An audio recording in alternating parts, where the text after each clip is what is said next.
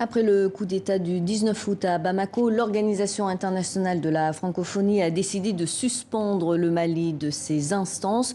Pour mieux comprendre cette décision, nous retrouvons tout de suite sur notre plateau Vanessa Lamotte, conseillère stratégique de la secrétaire générale de la francophonie. Bonjour, merci d'être avec nous. Quelles sont les raisons de cette suspension ? Écoutez, les raisons de cette suspension sont conformes à nos textes.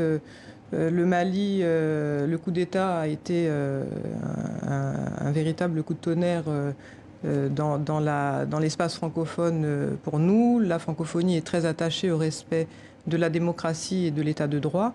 Et c'est la raison pour laquelle c'était parfaitement en toute logique que nous avons réuni, la secrétaire générale a réuni hier au cours d'un conseil permanent exceptionnel, extraordinaire, pour pouvoir permettre aux États et gouvernements de débattre de la situation au Mali. Et c'est à l'unanimité que les États et gouvernements ont décidé de suspendre le Mali de la francophonie en se fondant sur le fait qu'il y a une rupture flagrante de l'ordre institutionnel. Alors, il ne s'agit pas d'une suspension totale. Certaines actions de l'OIF demeurent actives dans le pays.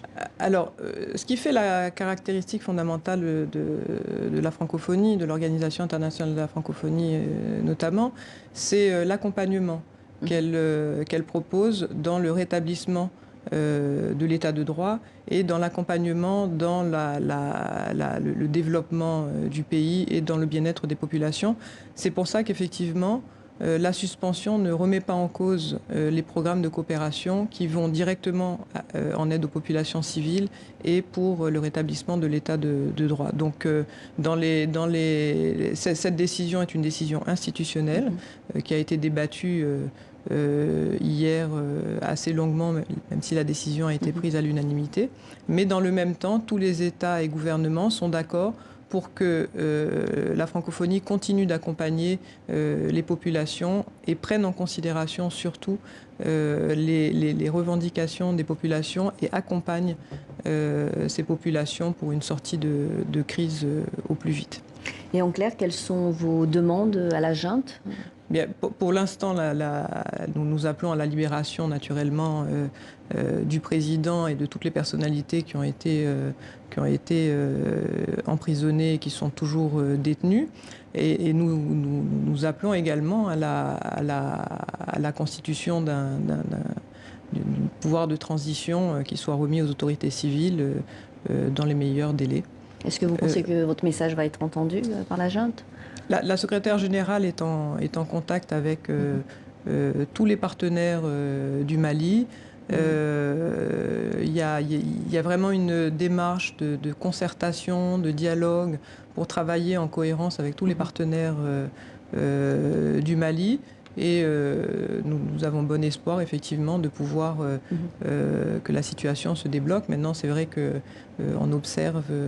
On observe tous les jours, la secrétaire générale reste très mobilisée sur le sujet et on attend l'évolution. Une mission d'évaluation de l'OIF est attendue sur place. Quel sera précisément son cahier des charges ?